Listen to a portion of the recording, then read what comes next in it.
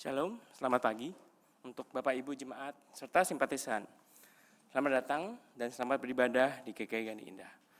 Senang sekali kami di pagi hari ini bisa menyambut Bapak Ibu segera untuk bisa beribadah bersama-sama dengan kami.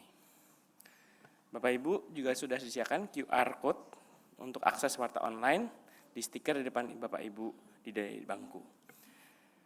Bersama ini kami sampaikan beberapa poin terkait dengan warta. Yang pertama, youth service. Siapa yang tidak tertarik dengan kebaktian remaja dalam bahasa Inggris?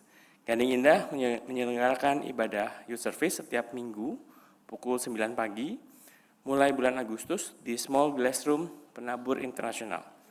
Mari Bapak Ibu serta adik-adik dan remaja yang tertarik bisa bergabung di kegiatan ibadah youth service. Kedua, pemahaman Alkitab. Pada tanggal 4 September 2025, pukul 19.30 akan diadakan pemahaman Alkitab dengan tema Haruskah Lahir Baru di GKI Gani Indah. Kegiatan ini akan dilayani oleh Pendeta Emeritus Simon Stevili. Jemaat dan simpatisan diundang untuk hadir pada kegiatan ini. Kebaktian Pemuda. Pada tanggal 7 September 2025, pukul 9.15, akan diadakan kebaktian pemuda dengan tema More Than Just a Follower di ruang multimedia STK 6 Penabur. Kebaktian ini akan dilayani oleh Pendeta Marcelo Ananda Odang dari GKI Layur. Jemaat dan simpatisan, khususnya pemuda, akan diundang hadir untuk mengikuti kebaktian ini. Yang berikutnya, untuk panitia bulan keluarga,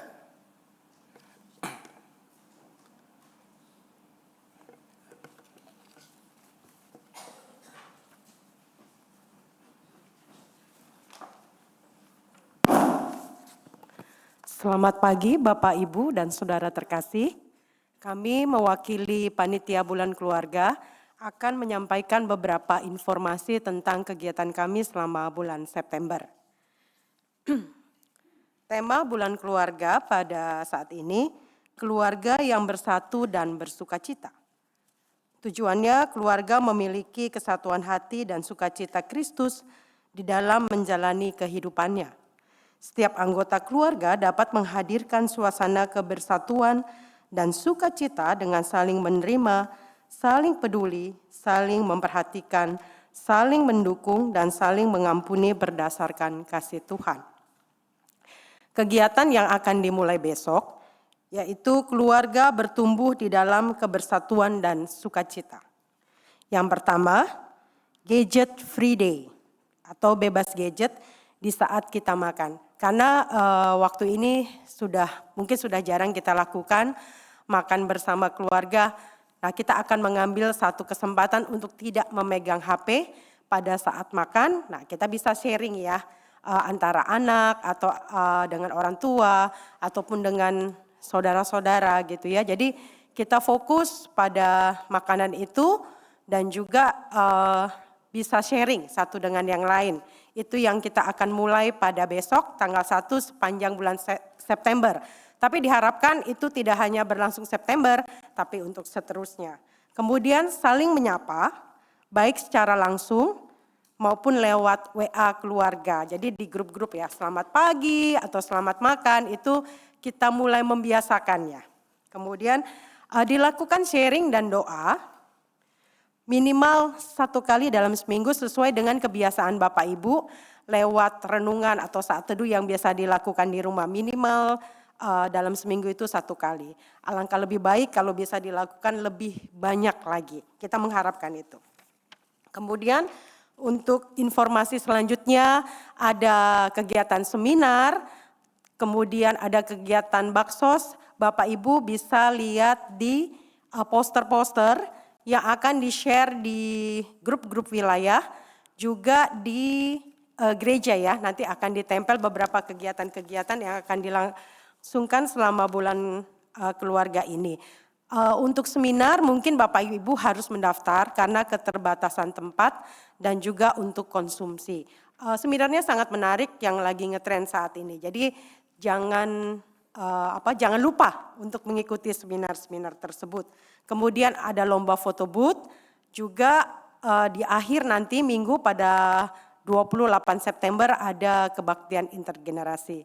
Saya harapkan Bapak Ibu juga mendukung kegiatan kami yaitu Baksos ke panti asuhan atau panti werda ya di Priuk. Kami membutuhkan dana, kami mohon dukungan dana dan juga doanya. Terima kasih, sekian info. Semuanya bisa dilihat di Warta Jemaat ataupun poster-poster yang akan kami sebar. Terima kasih, Tuhan memberkati. Terima kasih untuk panitia pendidikan keluarga. Selanjutnya ada info untuk live system G-Vision. Ini salah satu apps atau aplikasi terkait dengan perbudgetan di Gading Indah. Bersama ini kami sampaikan terkait dengan rencana Go Live System G-Vision yang rencananya akan dilaksanakan di awal September. Kami dari tim telah mendiskusikan dan meeting serta berdasarkan beberapa masukan, maka kami memutuskan untuk menunda Go Live System ini dengan perkiraan hingga awal November dengan beberapa pertimbangan. Yang pertama, tim punya cukup waktu untuk memasukkan data histori ke dalam sistem karena cukup banyak secara data. Yang kedua adalah user lebih familiar dan lebih mudah menggunakan di sistem baru sehingga transisinya bisa berjalan dengan lebih lancar. Yang ketiga, agar sistem bisa lebih stabil dan lebih sempurna untuk bisa digunakan dalam jangka panjang.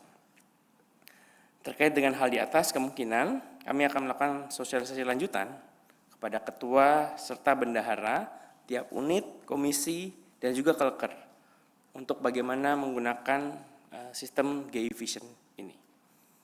Demikianlah informasi yang kami sampaikan. Mohon maaf untuk ketidaknyamanannya dan terima kasih untuk support yang telah diberikan. Berikutnya untuk Camp Villa Bukit Pinus yang rencananya diadakan di 5-6 September 2025. Dengan penuh pertimbangan dengan kondisi yang sekarang, Majelis Jemaat GKI Gading Indah memutuskan untuk menunda dan mengundur pelaksanaan camp jemaat yang sebelumnya direncanakan pada tanggal 5-6 September.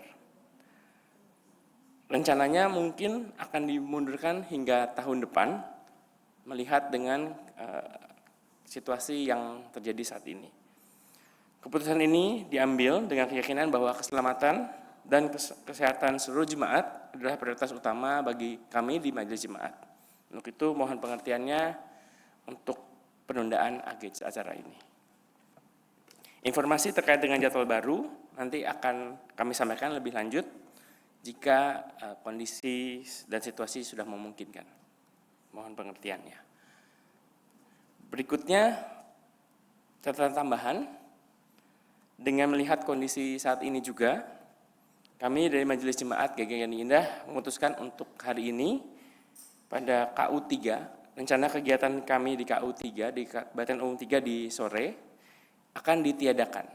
Dan jemaat sekalian bisa menggunakan link untuk YouTube jika ingin beribadah online di sore hari.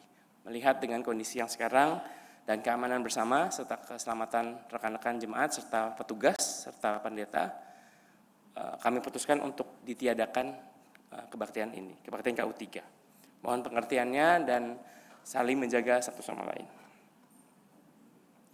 Mari bersama-sama kita mendoakan agar kondisi negara kita tetap aman dan damai sehingga kita kembali bisa bersekutu dalam sukacita di tengah keluarga besar GKI Gading Indah. Atas pengertian dan perhatian dan pengertian jemaat sekalian, kami ucapkan terima kasih. Demikianlah pokok warta lisan hari ini. Kebaktian hari ini dengan tema kemuliaan dalam kerendahan akan dipimpin oleh Pendeta Theo Paulus Situmorang dari GKI Metro Lampung. Jemaat dipersilakan untuk bersatu sejenak sebelum ibadah dimulai.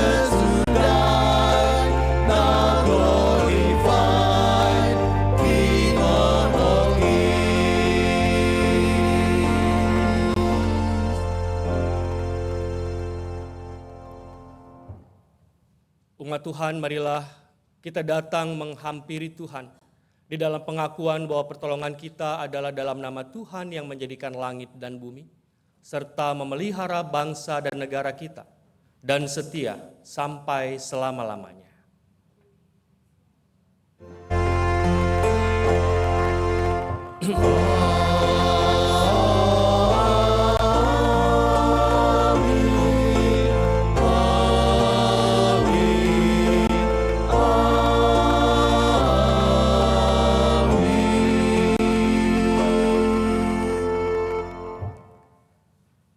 Salam bagi saudara yang datang di dalam nama Tuhan, Tuhan beserta saudara.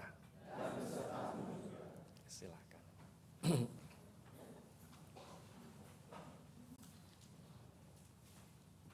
Umat yang dikasihi Tuhan Yesus Kristus, di tengah dunia yang sering menyanjung kekuasaan dan membanggakan diri dengan segala kekuatan yang dimiliki, tema kemuliaan dalam kerendahan mengajak kita setiap orang untuk meneladani Kristus dengan mau merendahkan diri, merendahkan hati, dan mengabdikan diri bagi sesama. Panggilan untuk setia melakukan hal-hal kecil tapi mulia. Mau menempatkan diri di posisi yang rendah untuk melayani. Bukan hanya sekedar tugas, tetapi panggilan untuk mewujudkan kasih dalam kehidupan kita sehari-hari. Marilah kita sambut panggilannya dengan rasa syukur.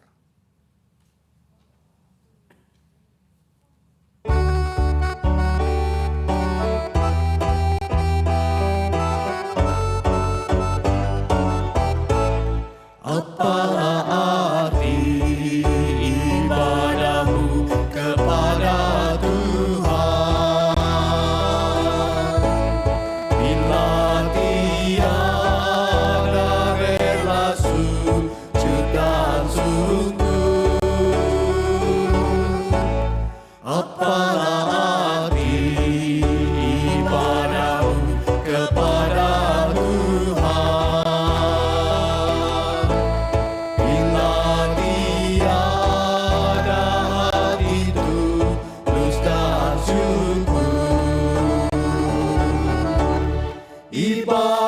sejati jadikanlah persembahan, ibadah sejati kasihilah sesamamu, ibadah sejati yang berkenan bagi Tuhan,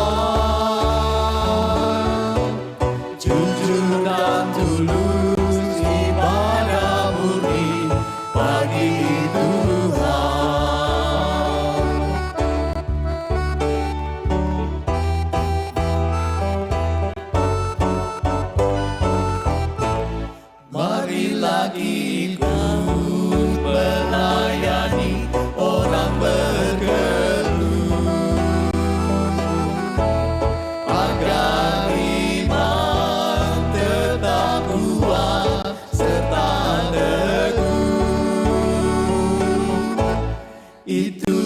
tugas pelayanan juga panggilan. Persembahan yang berkenan bagi Tuhan. Ibadah sejati jadikanlah persembahan. Ibadah sejati kasihilah sesamamu.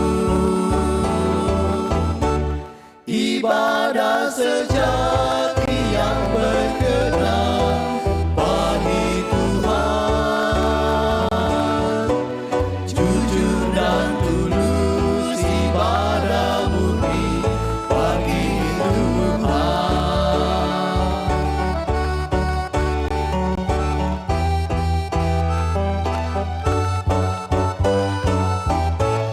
Berbahagia orang yang hidup beribadah, yang melayani orang susah dan lemah, dan penuh kasih menolong orang yang terbeban. Itulah tanggung jawab orang beriman. Ibadah sejati jadikanlah persembahan. Ibadah sejati kasihilah sesamamu. Ibadah sejati yang berkenan bagi Tuhan. Jujur dan tulus ibadah murni bagi Tuhan. Firman Tuhan di dalam Yesaya 57 ayat 15 berkata demikian. Sebab beginilah firman yang maha tinggi dan maha mulia, yang bersemayam untuk selamanya dan kudus namanya. Aku bersemayam di tempat tinggi dan kudus, tetapi juga bersama orang yang remuk dan rendah hati, untuk menghidupkan semangat orang yang rendah hati dan menghidupkan hati yang remuk redam. Marilah di dalam segala kerendahan hati kita mengaku dosa dan memohon pengampunan dari Tuhan. Umat diajak bersaat teduh sejenak untuk melakukan pengakuan dosa secara pribadi.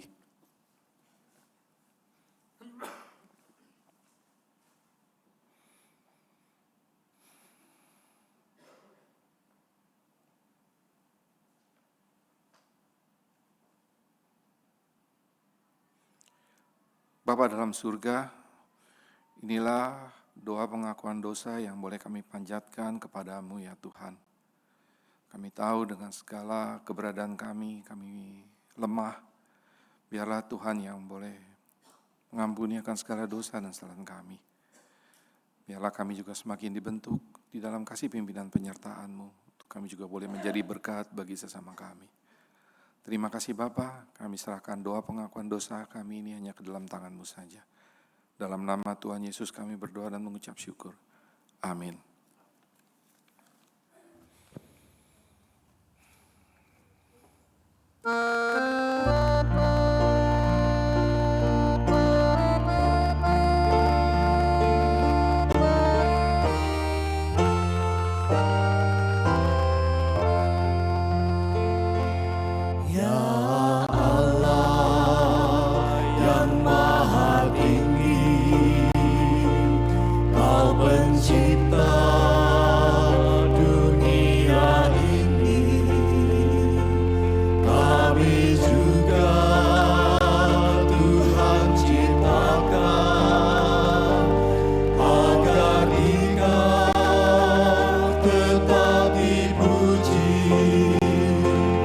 Engkau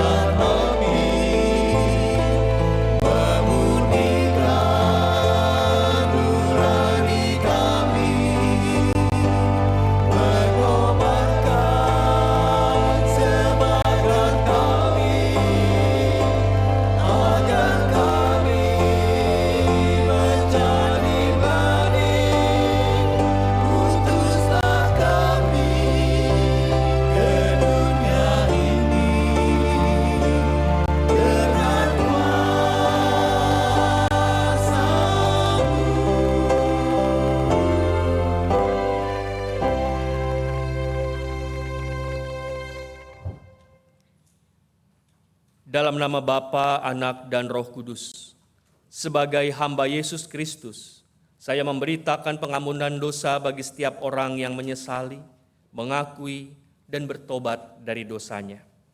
Firman Tuhan dalam Yakobus pasal 4 ayat 6-7 berbunyi demikian. Namun anugerah yang diberikannya kepada kita telah lebih besar daripada itu. Karena itu kitab suci berkata, Allah menentang orang yang congkak, tetapi memberi anugerah kepada orang yang rendah hati. Karena itu, tunduklah kepada Allah dan lawanlah iblis, maka ia akan lari dari hadapanmu. Di dalam Kristus engkau telah diampuni. Damai Kristus bagimu.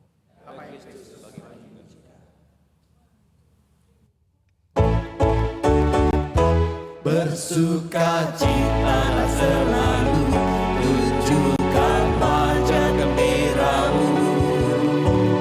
Lihat teman di kanan kiri dan di sekitarmu, berikan salam damai, karena kasih karunia serta pengampunannya diberi. Hiduplah dalam damai, seorang dengan yang lain, itu kehendak Tuhan bagimu. Hiduplah dalam damai, seorang dengan yang lain, itu kehendak Tuhan bagimu.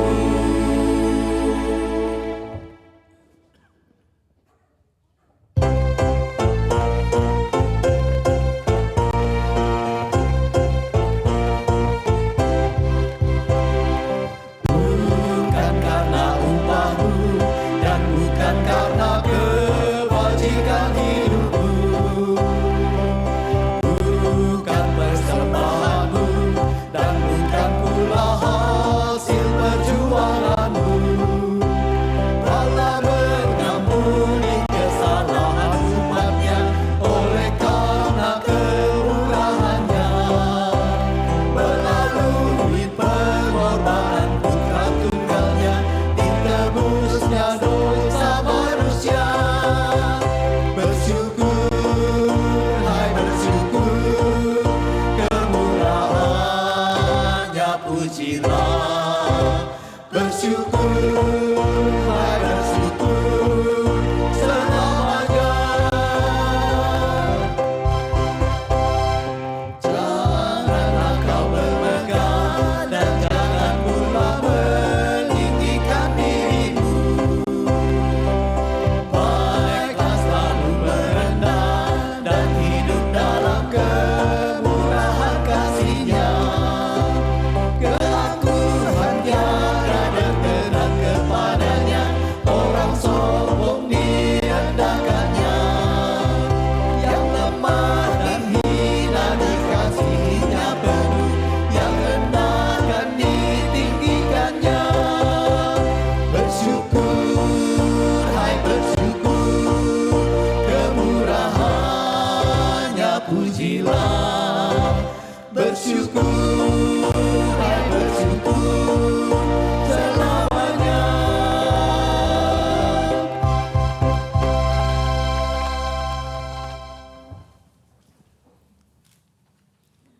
Umat Tuhan, marilah kita satukan hati di dalam doa. Kita berdoa.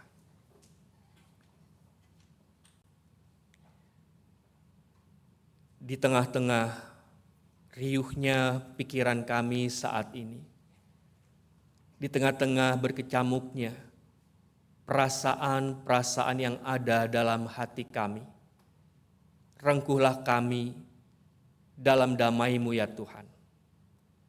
Arahkanlah kami untuk menyambut sabda-Mu, dan pimpinlah kami lewat kuasa Roh Kudus, agar sabda-Mu yang diberitakan dapat kami terima, kami simpan dalam hati, untuk menghidupi hidup kami, untuk menghidupkan kasih-Mu dalam keseharian kami. Tolong kami, ya Tuhan, di dalam Kristus, Sang Firman yang hidup, kami berdoa. Amin.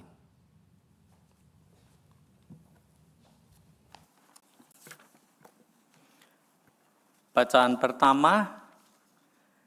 pertama diambil dari Amsal pasal 25 ayat 6 dan 7. Demikian firman Tuhan, jangan berlagak di hadapan raja atau berdiri di tempat para pembesar.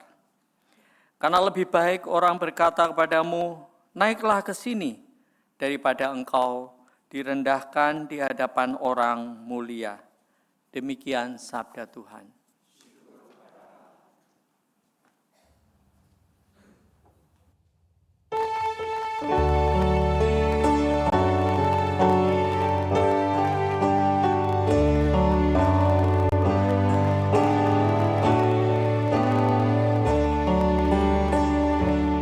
Haleluya, berbahagialah orang yang hatinya takut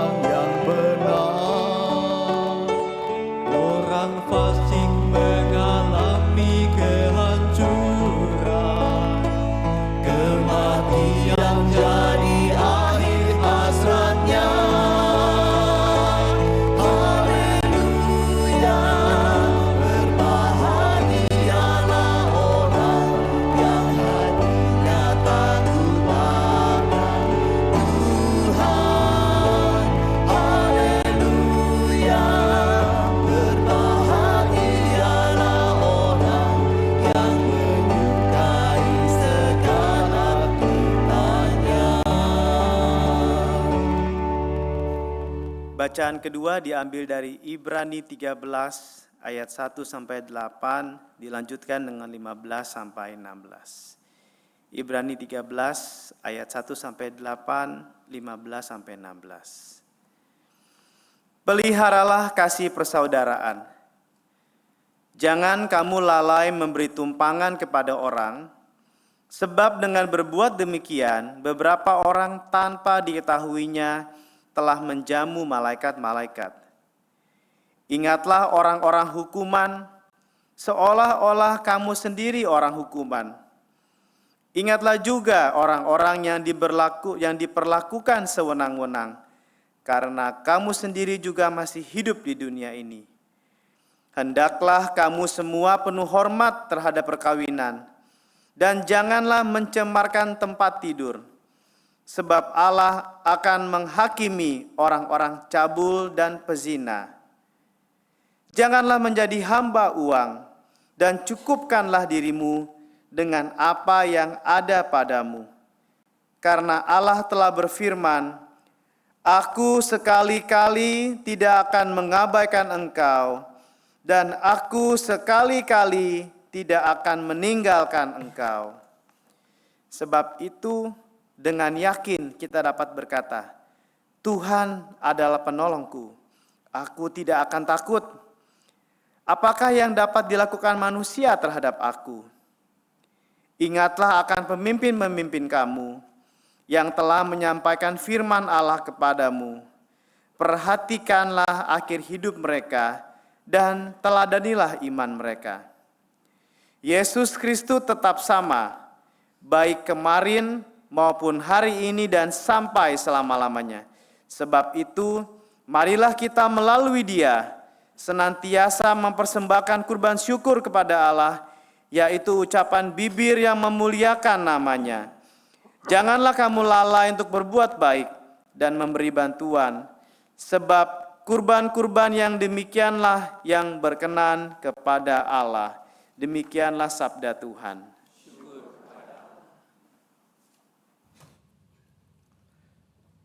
Pembacaan Injil dilandasi dari Lukas pasal 14, ayat pertama, ayat 1, dilanjutkan ayat 7 sampai dengan ayatnya yang ke-14.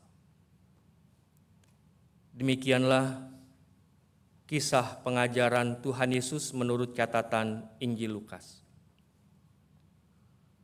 Pada suatu hari Sabat, Yesus datang ke rumah salah seorang pemimpin orang-orang Farisi untuk makan di situ. Semua orang mengamat-amati dia dengan seksama.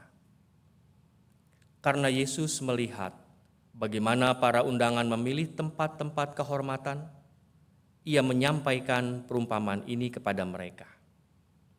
Kalau engkau diundang seseorang ke pesta perkawinan, janganlah duduk di tempat kehormatan. Mungkin seseorang yang lebih terhormat daripada engkau telah diundangnya. Lalu orang yang mengundang engkau dan dia itu datang dan berkata kepadamu, berilah tempat ini kepada orang itu. Engkau pun dengan malu harus pergi duduk di tempat yang paling rendah. Tetapi apabila engkau diundang, pergilah duduk di tempat yang paling rendah, sehingga apabila tuan rumah datang, ia akan berkata kepadamu, sahabat, silakan duduk di tempat yang lebih terhormat. Dengan demikian, engkau akan menerima hormat di depan mata semua orang yang makan bersamamu. Sebab siapa yang meninggikan diri akan direndahkan, dan siapa yang merendahkan diri akan ditinggikan. Yesus berkata juga kepada orang yang mengundang dia, apabila engkau mengadakan perjamuan siang atau perjamuan malam, janganlah engkau mengundang sahabat-sahabatmu, atau saudara-saudaramu, atau kaum keluargamu, atau tetangga-tetanggamu yang kaya, sehingga mereka tidak membalasnya dengan mengundang engkau lagi, dan dengan demikian engkau mendapat balasannya. Tetapi apabila engkau mengadakan perjamuan, undanglah orang-orang miskin, orang-orang cacat, orang-orang lumpuh, dan orang-orang buta. Engkau akan berbahagia karena mereka tidak mempunyai apa-apa untuk membalasnya kepadamu, sebab engkau akan mendapat balasannya pada hari kebangkitan orang-orang benar. Demikianlah firman Tuhan. Berbahagialah mereka yang mendengar firman Allah dan yang memeliharanya dalam hidup sehari-hari. Haleluya.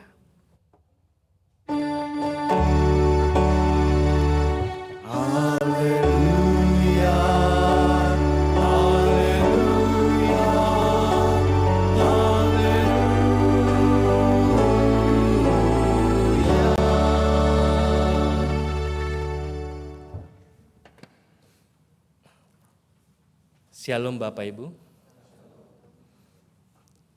Hari ini Indonesia prihatin dengan keadaan. Situasi yang semakin sulit, situasi yang semakin riuh. Karena itu di tengah keprihatinan ini kita melihat sesuatu yang berbeda juga disajikan dalam ibadah ini. Dalam bentuk simbolis, Bapak Ibu bisa melihat pakaian para penatua yang mungkin biasanya batik ya Pak. Oh putih, sekarang kami mengenakan seragam hitam.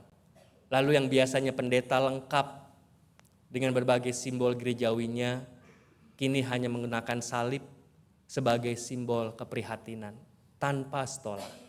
Hari ini kita bersama-sama ada dalam aksi keprihatinan. Kita memaknainya dengan Sunday in Black.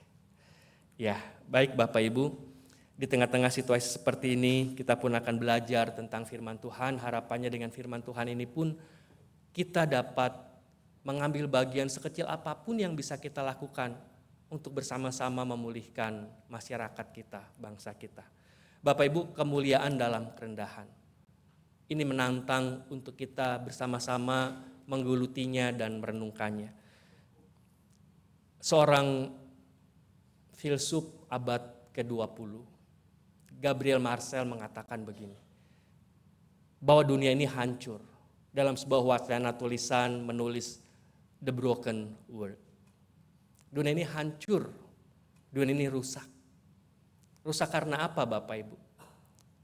Karena di tengah-tengah perkembangan teknologi, modernisasi, ternyata ada sesuatu yang entahkah ini sengaja dikondisikan atau abai. Artinya terlewatkan untuk diperhatikan dalam perkembangan yang sedemikian pesat, yaitu tentang kemanusiaan. Bagaimana manusia melihat sesamanya. Nah, menurut Marcel, bahwa di dalam perkembangan teknologi yang sedemikian pesat ada pergeseran manusia bertemu manusia lain. Bukan lagi yang mendominasi saya dan Anda, tetapi saya dan itu. Artinya apa? Bahwa ketika bertemu dengan orang lain, hanya melihat sebatas fungsi. Jadi, kalau kita pergi ke mall, Bapak Ibu datang dengan pakaian yang rapi, necis, ini maaf. Sang penunggu toko atau pelayan toko itu melihat orang yang datang bukan sekedar manusia. Tetapi apa fungsinya dia untuk saya? Bisa nggak beri saya bonus dari hasil barang-barang yang terbeli dari dia? Melihat sebatas fungsi. Karena itu perlakuannya menjadi berbeda Bapak Ibu. Kalau yang kelihatannya begitu perlente, begitu ya, necis, sambutannya luar biasa. Tetapi bagi mereka yang tampilannya sederhana, olah Bapak Ibu, boro-boro, nanya juga setengah dicuekin begitu. Entah sambil baca WA lah, entah sambil beresin barang lah. Tetapi kalau yang berpenampilan wah, ditatap wajahnya, berbicara dengan senyum yang lebar. Karena apa? Sikap seperti ini melihat dia bukan manusia, tapi dia punya fungsi untuk saya. Selagi tidak memberi fungsi, maka ada blok. Maka dengan situasi yang seperti ini Bapak Ibu, boleh slide-nya Pak? Atau Bu? Ya. Kita mengenal istilah ini, flexing atau pamer.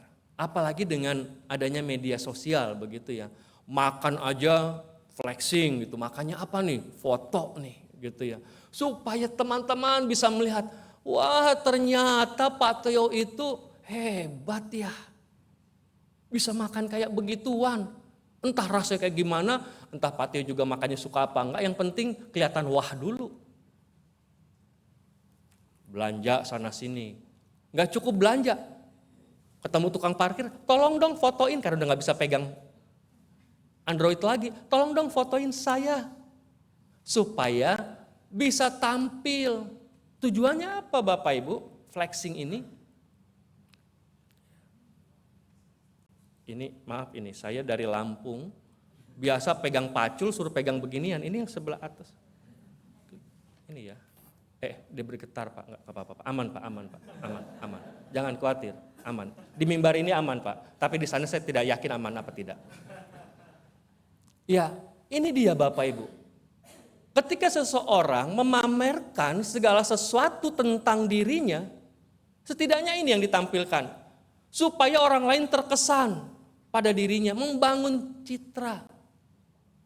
Yang bukan kesejatian. Bukan citra diri yang sesungguhnya. Dibungkus dalam rupa-rupa yang dalam nilai umum, ini mewah. Lalu membuat dirinya, setelah orang terkesan, membuat dirinya, wah saya berharga. Ini semu Bapak Ibu. Bahwa kesejatian diri kita bukan ditentukan dari segala sesuatu yang terlihat. Wah, bukan berarti terlihat wah ini buruk ya Bapak Ibu. Saya bukan ingin mengatakan itu. Tetapi kalau yang terlihat mewah ini lalu ditonjolkan, dibesar-besarkan untuk mendapat supaya aku berharga, supaya orang terkesan pada aku, hormat pada aku, ini yang perlu kita jaga. Dari sikap ini Bapak Ibu akan lahir perilaku jatuh pada kesombongan. Orang kalau sudah sombong Bapak Ibu akan diikuti dengan sikap-sikap lainnya, egois dan sebagainya. Karena itu saya mengajak untuk melihat, ini ada kutipan perkataan Rasul Paulus yang menyentuh hati saya dan mengingatkan saya untuk bahwa kita ini perlu merayakan kelemahan. Kalau ada orang menonjolkan kehebatan, kekuatan, ada saya bersama Pendeta Budiman menekuni talent mapping, memetakan talenta-talenta. Setiap orang, selain saya saat ini sedang kuliah psikologi, tapi juga bersama Pak Budiman membantu teman-teman pendeta untuk menemukan kekuatan diri mereka supaya bisa dipakai untuk pelayanan. Tapi lalu saya memaknai kembali, ternyata bukan hanya kekuatan Bapak Ibu, saya bertumbuh selain dari kekuatan saya, tapi saya bertumbuh karena kelemahan saya. Bapak Ibu tidak percaya kalau saya ini seorang yang pendiam dan pemalu kan Bapak Ibu? Yakin gak Bu? Hah? Saya ini pendiam dan pemalu loh. Betul, dulu.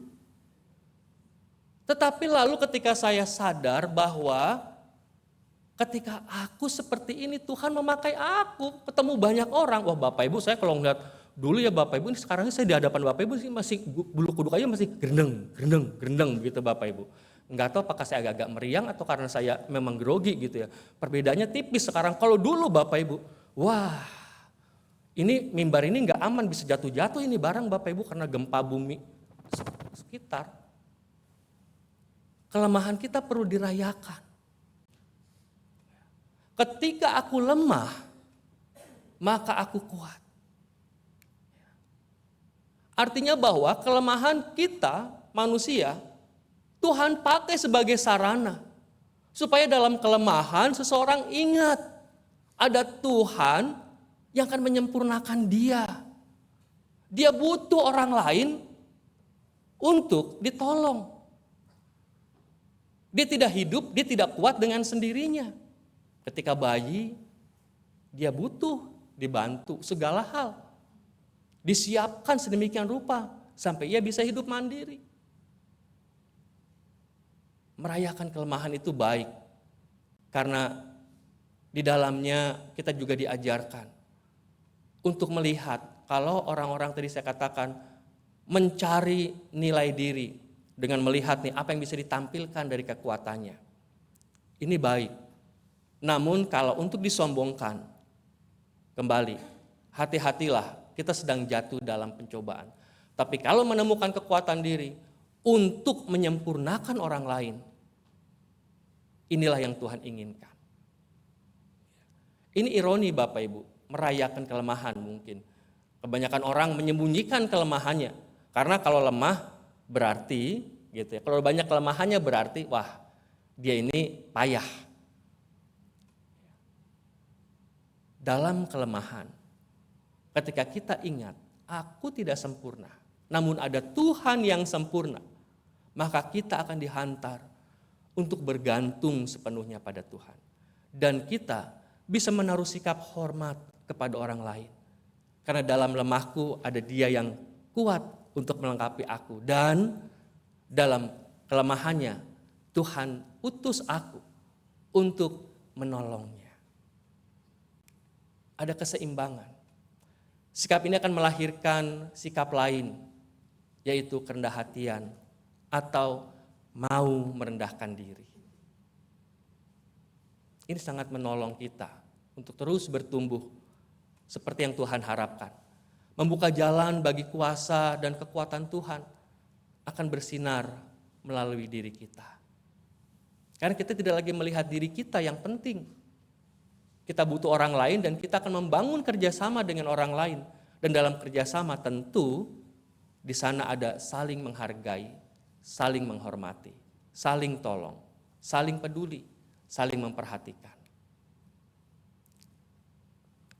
Ya Bapak Ibu, kita kenal siapa dia. Dia Bill Gates. Seorang yang bisa dikatakan terkenal karena program Microsoft atau Microsoft Foundation milik.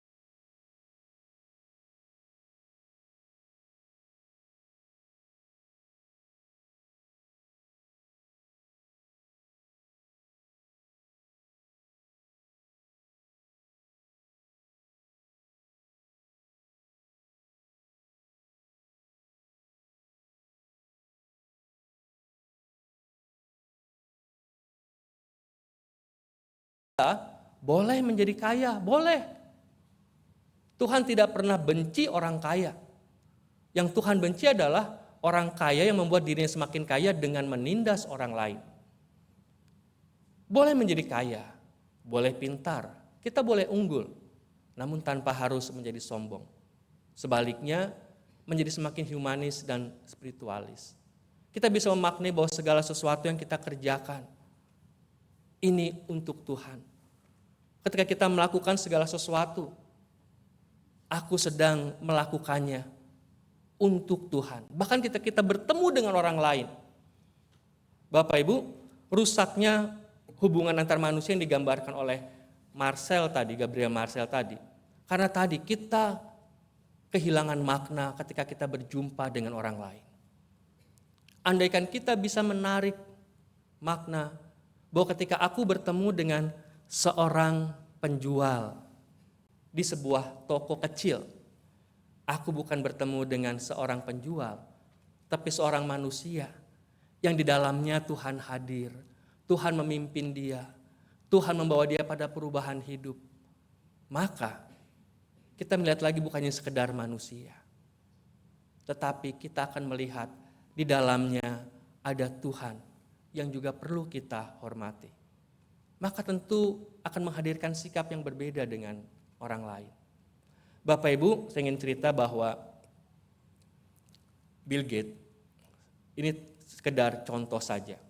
Di tengah-tengah kekayaannya, kita tidak melihat apakah motivasinya seperti apa. Tapi kalau kita melihat Sungguh hal yang luar biasa. Dia bersama istrinya Melanie membangun semacam sebuah rumah dalam arti semacam organisasi kemanusiaan. Mereka mengurusi tunawisma, memberikan tempat yang layak, memberikan makan. Mereka membuat bantuan-bantuan bencana-bencana alam semacam itu. Kemudian mereka juga membangun sarana-sarana untuk tempat-tempat tinggal semua orang, menolong ketika tahu suatu keluarga lemah, bahkan program rumah Pak? Yang rumah yang dibagusin itu Pak. Bedah rumah gitu ya. Maklum udah agak tua Bapak Ibu. Itu juga ia lakukan begitu. Artinya apa? Bahwa segala yang dia miliki yang ingin persembahkan untuk orang-orang lemah. Pada waktu itu kalau diperkirakan biaya yang dia keluarkan gitu ya, atau dana yang dikeluarkan sampai 350-an triliun. Kalau dirupiahkan pada zaman itu. Artinya apa? Bahwa ketika kita kaya, kita juga bisa kok rendah hati. Ketika kita hebat, kita bisa kok juga kita pakai untuk menolong orang lain. Pengajaran firman Tuhan mau kita lihat seperti ini Bapak Ibu dari Injil Lukas. Kita diajak pada inti pengajaran bahwa bawalah diri kita, tempatkanlah diri kita dengan tepat. Ternyata ketika Yesus mengajarkan tentang bagaimana orang harus memilih tempat duduk, cara duduk ini menentukan sikap seseorang. Ini kalau GKI mah semua rendah hati ya. Kalau GKI loh, ini kenyataannya loh nih. Kenyataannya loh kalau GKI. Kalau yang di sono-sono nggak tahu ya.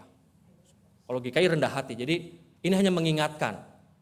Jangan khawatir Pak, semua jemaat GKI rendah hati Pak. Kursi banyak kosong di depan Pak. Nggak milih di depan. Bapak Ibu orang Israel dalam tradisi Israel, tamu yang duduk paling depan dalam sebuah pesta ingin mengatakan dia orang penting. Dia orang penting. Mengapa? Karena dia orang yang paling dekat dengan si tuan pesta. Tuan pesta biasanya seperti ini agak tinggi tempatnya, mereka duduk di depan seperti itu dan orang-orang terdekatnya akan duduk dekat di sekitarnya, kursi paling depan. Memilih cara tempat duduk menentukan bagaimana kita. Namun kalau di gereja ya duduklah di depan. Kita siap menyambut. Kalau di belakang banyak godaannya Bapak Ibu. Ada aja godaannya benar kalau di belakang itu. Karena tempatnya lebih gelap gitu ya. Waduh, apalagi saya Bapak Ibu. Oh ya, saya belum kasih tahu Bapak Ibu ya. Saya menguasai hipnotis. Bahkan ketika saya khotbah. Jadi kalau ada yang gak siap, bisa terhipnotis loh dengan saya. Hati-hati. Kalau di depan sering saya tanya begitu ya. Jadi melek terus begini, tegang gitu ya. Bapak Ibu, dari pengajaran Yesus, kita melihat intinya ada pada ayat ke-11. Di mana dikatakan oleh Yesus, sebab siapa yang meninggikan diri akan direndahkan. Dan siapa yang merendahkan diri akan ditinggikan. Dan Yesus itu mengajak kita, bukannya sekedar rendah hati atau merendahkan dirinya. Namun ketika seseorang rendah diri, hendaklah harus juga diikuti dengan sikap mau berbagi kehidupan. Kalau engkau mengundang bukan hanya orang-orang yang selepelmu, keluarga dekatmu, mereka bisa membalas kebaikanmu, tapi undanglah mereka yang kesulitan makan dan minum. Mereka yang kesulitan hidup, maka ketika mereka engkau undang, mereka akan bersuka cita. Dan lihatlah bahwa setiap orang yang datang ke pestamu, mereka, dalam diri mereka, Yesus mengatakan, bagaikan malaikat-malaikat yang diutus Tuhan. Bapak Ibu bayangkan ya, ketika kita menghayati ini, dalam diri setiap orang, mereka diutus oleh Tuhan, atau kita sebutlah maleaki, utusan Tuhan. Malaikat itu dari kata maleaki, Bapak Ibu, artinya utusan. Kalau kita melihat setiap orang yang datang sebagai orang yang diutus Tuhan, bayangkan Bapak Ibu, ketika Bapak Ibu punya toko, lalu orang yang datang, oh, yang datang ini adalah Tuhan, atau yang datang ini adalah dia, diutus Tuhan. Maka kita akan menyambutnya dengan penuh hormat. Dan ketika kita memberikannya barang yang dibutuhkan dari toko kita misalkan, bahwa yang kita berikan ini bukan sekedar barang, tetapi kita sedang juga membagi diri kita. Menyerahkannya pun kita dengan hormat. Dan kita berharap dengan barang yang kita berikan, dan itu adalah diriku, bagian dari diriku yang diberikan bagimu, yang telah Tuhan utus, supaya ketika Tuhan mempertemukan kita, kita bersama-sama dapat merayakan kebaikan Tuhan. Alangkah indahnya hidup ini. Di dalam kitab Amsal kita juga diajar bagaimana orang bisa menempatkan diri, membawa diri, supaya dimanapun kita berada, kita bisa ditempatkan atau dipandang orang dengan baik. Bapak Ibu, kesan pertama itu membawa dampak yang luas dan mendalam. Contoh begini, kalau saya sudah dikenal sebagai orang sombong, maka ketika saudara ketemu dia, Pak Teo mah sombong, jadi luas tuh gara-gara satu orang ya, kesannya saya sombong dari satu orang misalkan. Gaya saya lah, gimana gitu ya, gak menyenangkan. Saat si A ngomong sama si B ngomong sama si C ngomong sama si D. Dan seumur hidup saya, meskipun mungkin saya sudah mengalami pembaruan hidup karena Roh Kudus, namun kita sulit untuk mengubah persepsi orang tentang saya. Dari kesan pertama saya dulu bertemu dengan seseorang. Penting bagi kita untuk menjaga sikap yang benar di hadapan Tuhan dan di hadapan sesama. Kita ini lemah, namun dalam anugerahnya kita beroleh kekuatan. Kalau kita berhasil, ingatlah, itu bukan karena kuatku, tapi karena Tuhan yang campur tangan dan menolongku untuk bisa sampai pada posisi ini atau posisi sekarang ini.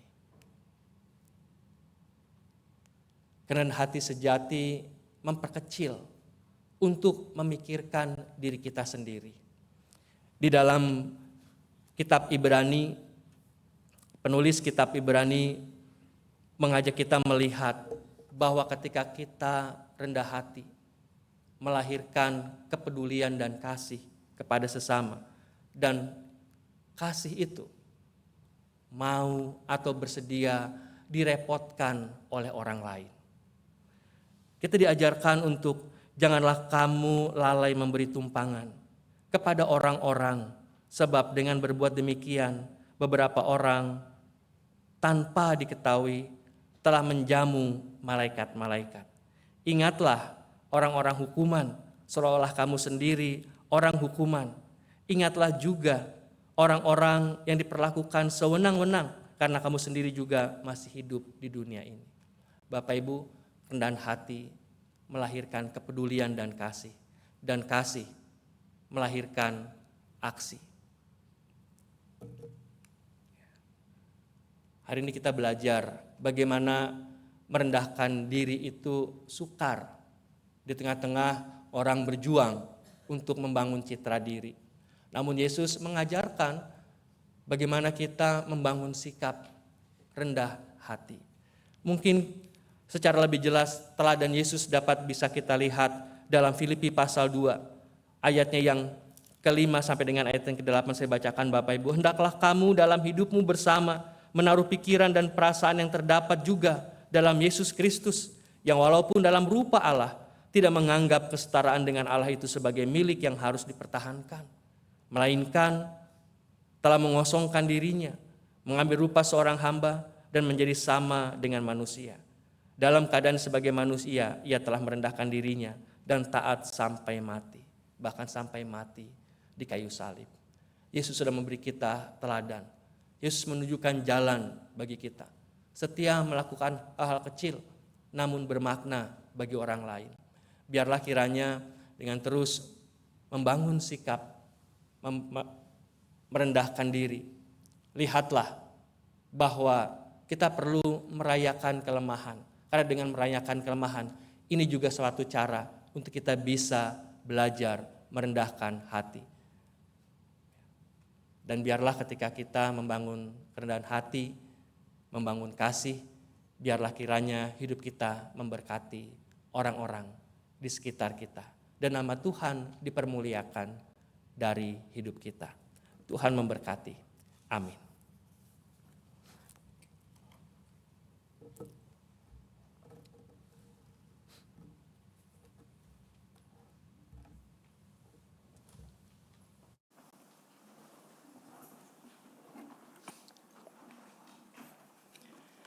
Marilah kita bersama dengan umat Allah di masa lalu, masa kini, dan masa depan, mengingat pengakuan pada baptisan kita menurut pengakuan iman rasuli. Aku percaya pada Allah, Bapa yang Maha Kuasa, Khalik langit dan bumi, dan pada Yesus Kristus, Anak yang tunggal Tuhan kita, yang dikandung dari kudus, Tuhan akan yang menderita sengsara di bawah pemerintahan Pontius Pilatus, disalibkan, mati dan dikuburkan, turun dalam kerajaan maut, pada hari ketiga, bangkit dari orang mati, naik surga, duduk sebelah kanan Allah, Bapa yang Maha Kuasa, dan senangkan nyata untuk mengakhiri orang hidup yang aku percaya pada Roh Kudus, Gereja yang kudus dan am, persekutuan orang kudus, pengampunan dosa, bangkitan orang mati, dan hidup yang kekal. Amin.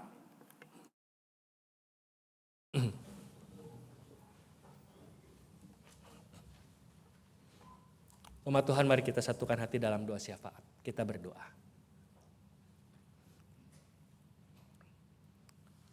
Kami datang kepadamu ya Bapa.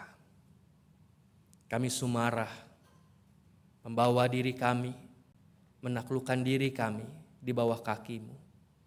Kami tahu bahwa hidup kami adalah anugerah dan semua yang kami dapat lakukan adalah kemurahan-Mu yang menopang kami.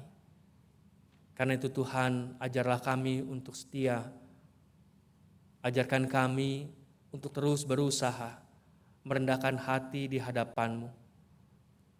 Saat ini Tuhan, kami pun datang dengan kerendahan hati, membawa doa-doa kami.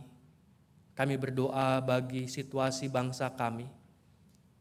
Engkau melihat bagaimana ricuhnya keadaan saat ini. Karena keegoisan, karena keserakahan, karena ketidakpedulian.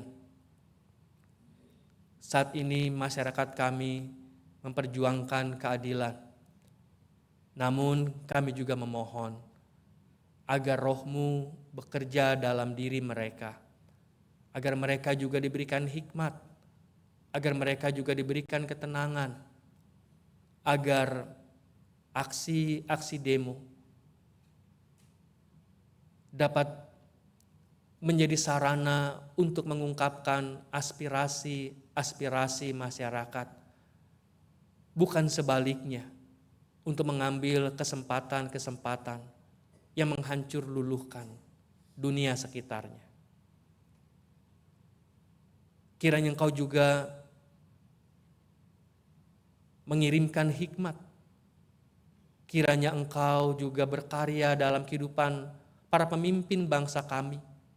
Sentuhlah hati mereka, lembutkanlah hati mereka, celikanlah mata mereka untuk melihat realita kehidupan masyarakat kami. Kami berdoa, biarlah kiranya situasi ini segera dapat berakhir. Kami berdoa kiranya situasi ini membawa perubahan ke arah yang lebih baik. Berkaryalah Tuhan dalam kegaduhan, berkaryalah Tuhan dalam situasi bangsa kami. Kiranya damai-Mu yang akan membawa kami pada kesejahteraan. Kami juga berdoa Tuhan mengingat gereja-gerejamu. Biarlah kiranya juga Engkau menjaga, Engkau memelihara gereja-gerejamu, agar dalam situasi ini tidak meluas pada tindakan-tindakan anarkis yang lain. Sebaliknya, ajarkan juga kami gereja tidak bersembunyi karena bayang-bayang ketakutan. Namun biarlah juga kami dapat mengutarakan aksi-aksi kami dalam sikap yang arif. Dan biarlah kiranya kami pun dalam menyampaikan suara hati kami, kami sedang juga membawa pesan-pesan kenabian. Kiranya Tuhan memakai para pemimpin gerejawi kami untuk berkomunikasi, dan biarlah Tuhan yang memberikan hikmat kepada mereka. Kami berdoa Tuhan untuk jemaat-Mu, mereka yang sakit, mereka yang bergumul dalam pergumulan rumah tangga, dalam situasi komunikasi rumah tangga, dalam situasi mendidik anak, dalam situasi ekonomi. Biarlah Bapa, Engkaulah sumber pertolongan bagi kami, yang akan memberikan kepada kami jalan keluar. Juga kiranya Engkau ya Bapa, yang mencukupkan segala sesuatu, memberikan kami hikmat, agar dalam setiap pergumulan kami tetap dapat melihat rencana-Mu yang indah. Kami berdoa juga untuk saudara-saudara kami yang saat ini tertimpa bencana.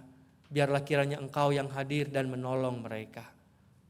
Kami berdoa untuk jemaat-Mu, gereja-Mu, GKI Gading Indah ini. Biarlah kiranya Tuhan, Engkau jugalah yang senantiasa menjaga keselamatan kami. Satukanlah hati kami ya Bapa senantiasa.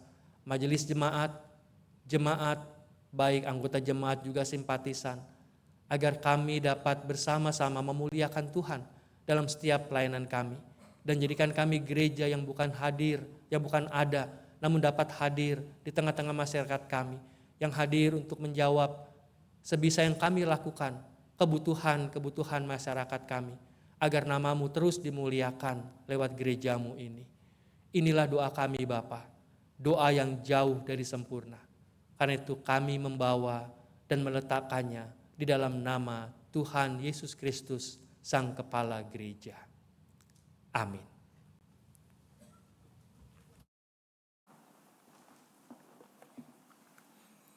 Marilah kita menyatakan syukur kepada Tuhan melalui persembahan syukur dengan mengingat firman Tuhan dalam 2 Korintus 8 ayat 12.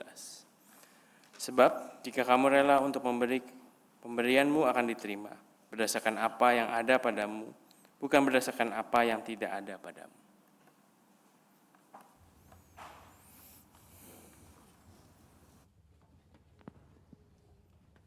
Berikan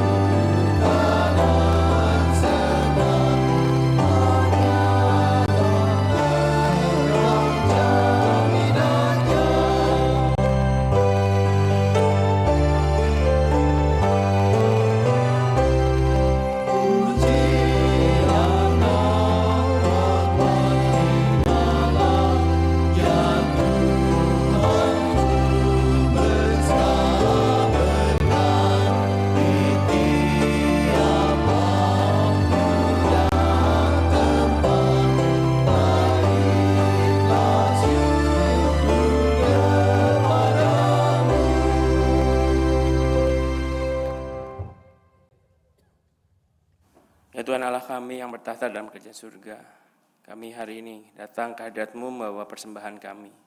Kami tahu persembahan ini tidaklah cukup, namun berkatilah kami para majelis jemaat untuk bisa mengelola persembahan-persembahan ini untuk yang pada akhirnya akan berguna untuk memperluas kerajaan-Mu.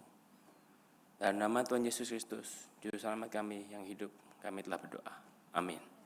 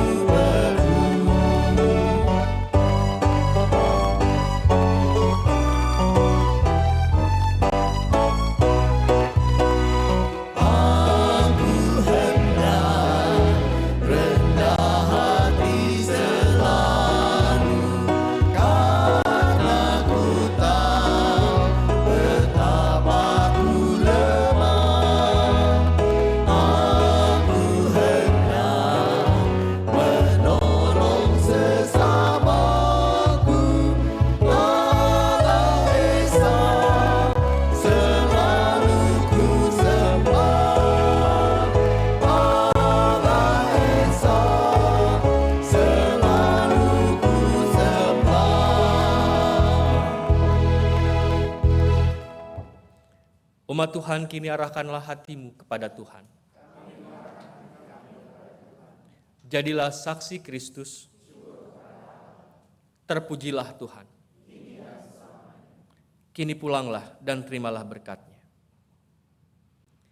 Kiranya Allah, Sang Bapa, Anak, dan Roh Kudus memberkatimu dengan keberanian dan hikmat untuk membawa kesejahteraan bangsa dimanapun engkau berada. Amin.